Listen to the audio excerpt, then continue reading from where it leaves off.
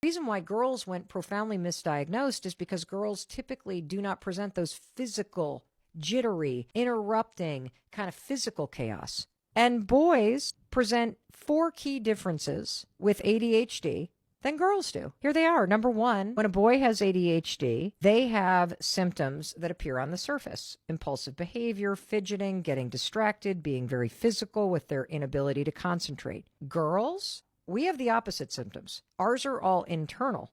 So when you're a girl with ADHD, you daydream, you're disorganized, you're hard on yourself, you make careless mistakes, you might be called a tomboy or super creative.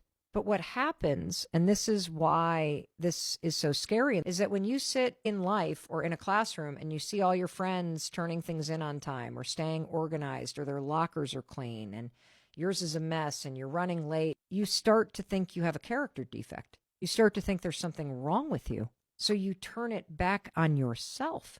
And it also gets missed because it's internal. We're not sitting there bouncing our leg and jumping and raising our hand. We have the opposite impact. The second key difference between boys and girls is that boys present earlier, typically around the age of 7. Girls, however, present later, on average, like around 12. The third reason why there's a big difference between girls and boys is because boys wear it on their sleeve.